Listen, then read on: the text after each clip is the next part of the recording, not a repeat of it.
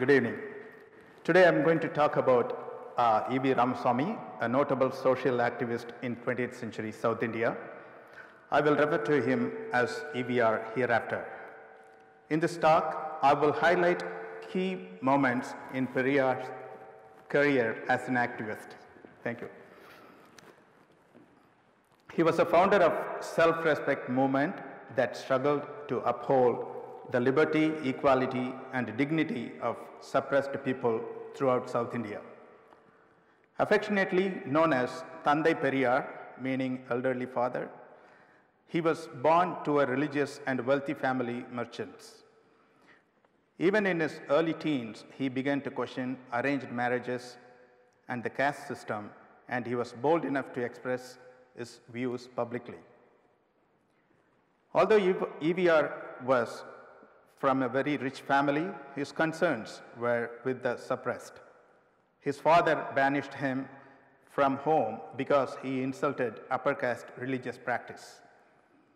These were customs that E.V.R.'s father wanted his son to staunchly support. So E.V.R. traveled to Benares, a holy town in North India. A particular incident here had a profound impact on his ideology to work towards the benefit of non-Brahmin society. At the Hindu religious centers for higher castes, the free meals were only for Brahmins. Ironically, wealthy non-Brahmins built these institutions but gave access only to Brahmins to receive their blessings.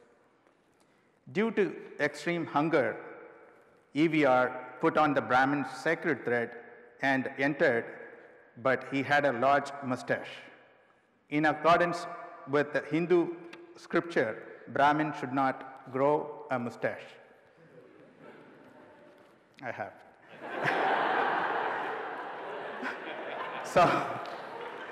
So the gatekeeper prevented E.V.R.'s entry and pushed him onto the street. Disillusioned with the religion and caste system, E.V.R. became an atheist. So his family was religiously very rich and a religious family, but after watching all these things, he became an atheist. In the year 1919, E.V.R. joined the Indian National Congress Party and became president of the Madras Presidency 3 years later. During his term, he strongly advocated to reserve positions for members of the so-called lower castes in the government jobs and education.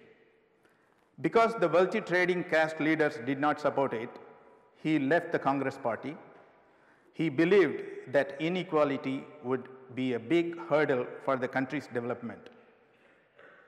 And he also differed in opinion with Mahatma Gandhi. Like E.V.R., Gandhi campaigned to eradicate untouchability. However, Gandhi pushed for independence, while E.V.R. insisted that equality for the people would have to come first. On April 14, 1924, E.V.R. and his wife Nagammai arrived to Vaikam to organize a satyagraha, the nonviolent protest created by Gandhi. Vaikam was a small town in the state of Kerala where Brahmins did not allow the Dalits, a lower caste community, to come into the temple. E.V.R. spearheaded a movement to give all castes access to it. The police imprisoned him for participating in the satyagraha, but he and his followers continued to support the movement until temple officials allowed the lower caste people to enter the temple. Between 1929 and 1935, the international communist movement jolted political thinking worldwide. Its transnational ideologies inspired movements throughout Tamil Nadu, like E.V.R.'s self-respect movement. In December 1931, he toured the former Soviet Union and Europe and became acquainted with, excuse me, thank God I don't have a concert today, acquainted with their political systems, social movements, way of life, and administration of public bodies. This tour significantly influenced E.V.R.'s political ideology of self-respect. In particular, the communist system of Russia appealed to him as appropriately suited to deal with the social ills of Tamil Nadu. After his return, E.V.R., in alliance with the enthusiastic communist Singaravelu, began to work out a philosophy that incorporated socialist and self-respect ideals. This marked a crucial stage of development in the self-respect movement, which later became politicized in Tamil Nadu. In 1944, E.V.R. formed the Dravidar Kazhagam or Dravidian Association. It vehemently fought to abolish the untouchability of the Dalits and keep Tamil as an official state language. At that time, the federal government tried to elevate Hindi to the status of official language and teach it in schools throughout India. The Dravidar Kazhagam successfully prevented this effort and appointed Tamil and English as the medium of instruction in Tamil Nadu. The Dravidar Kazhagam also supported women's rights. E.V.R. forcefully advocated that women should be given equal rights, a good education, and the right to own and inherent property. He strove to abolish the Devadasi tradition, a matrilineal society of women dedicated to Hindu temples.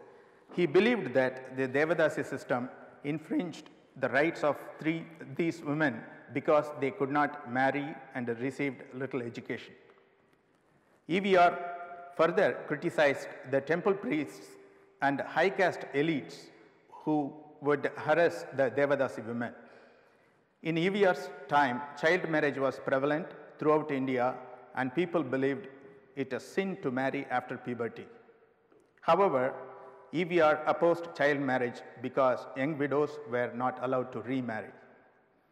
He also fought against the strict tradition of arranged marriage according to caste and supported intercaste marriage. This was his way of attacking the caste system.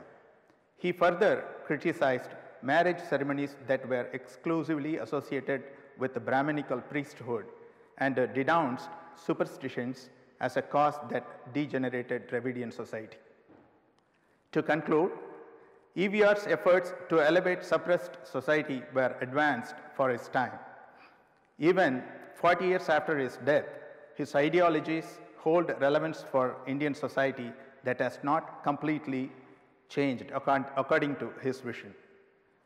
E.V.Ramasamy believed that the upper caste community used religion as a weapon to overpower and suppress the majority.